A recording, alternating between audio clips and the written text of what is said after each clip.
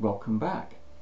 I want to talk on this video about suggestion, and I want to talk about it in two main ways. First of all, I want to talk about the basic rules for hypnotic suggestion, and then I want to talk about the difference, the distinction between so-called direct suggestion and indirect suggestion, because they're two very different approaches.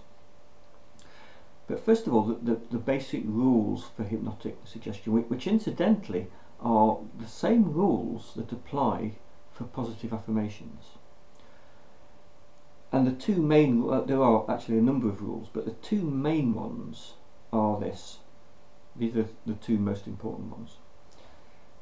The first rule is that you have to focus on what you want. Or if you were working with another person, a client for example, you have to focus on what the other person wants, not what they don't want.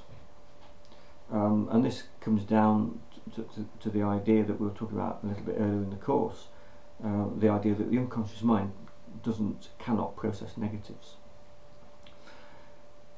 The second rule is that you have to build in a time frame of some kind with the suggestions. I'll come back to that one in a moment, but first rule number one, focusing on what you want to happen rather than what you don't want. So as part of a hypnotic induction, what you would not say and must not say is something along the lines of, and I'd like you now just to close your eyes. I want you to just become less and less anxious and less stressed and just less worried and concerned. You see, what we're focusing on there are negatives, and there's a great risk that the person is going to focus on their anxiety and their stress, which could easily have a negative effect and certainly isn't going to help them to go into hypnosis. As opposed to what you should say, and I wonder if you'd like to close those eyes and just allow yourself, your mind and body to become more and more relaxed. That's good. Just allowing yourself to become more and more calm and at peace with yourself. That's good. You see the difference? A huge difference. If you were working with someone, or if a hypnotherapist was working with, let's say, someone who wants to lose weight, the emphasis needs to be on what the person wants. So the emphasis needs to be on the person being healthier and happier and slimmer and lighter and being able to wear smaller size clothes, etc. Instead of not eating fatty foods, not being overweight, not feeling uncomfortable and unhealthy and all those kind of things. So it's very important to understand this. And as I say, the same applies to affirmations. You have to, if you use positive affirmations yourself, you have to focus on what you want, not what you don't want. The second rule is about building in some sort of time frame. If I, as a therapist, gave my client the suggestion that you are going to be a non-smoker, and just left it at that, the unconscious mind will be left sort of hanging in the air. When am I going to become a non-smoker? And the result of that, the net result of that is it probably won't happen. You have to build in a time frame. From now on, you are a non-smoker.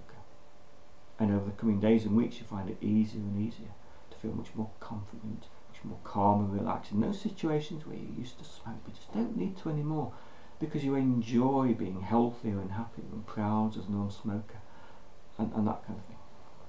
So you have to build in a time frame. One way of doing this is to word the suggestions as if the change that is desired by the client has already taken place. You are now a non-smoker, and you will remain a non-smoker for the rest of your days. You are now a confident person. You are now a more confident person, and that confidence is going to grow and grow over the coming days and weeks until you're as confident as you ever wanted to be. So you see how building a time frame into it is very, very important. And as I say, same rules apply to positive affirmations. The positive affirmation, I am going to be more confident, I am going to be more relaxed, is pretty meaningless as far as the unconscious mind is concerned. You may know what you mean on a conscious level, but if your unconscious mind doesn't understand that, doesn't know when it's going to happen, then it won't happen. Even worse, I want to be more confident, I want to be happier. As far as the unconscious mind is concerned, that is utterly meaningless. So nothing happens, nothing changes. As opposed to, I am now a confident person. I am now so much happier with my life, and I'm going to feel more and more happy and feel more and more confident over the coming days and weeks. So bear these in mind if you use positive affirmations, and certainly bear them in mind as well when doing self-hypnosis or maybe working with another person. Anyway, that's it for this module, and I'll be back again soon. Bye.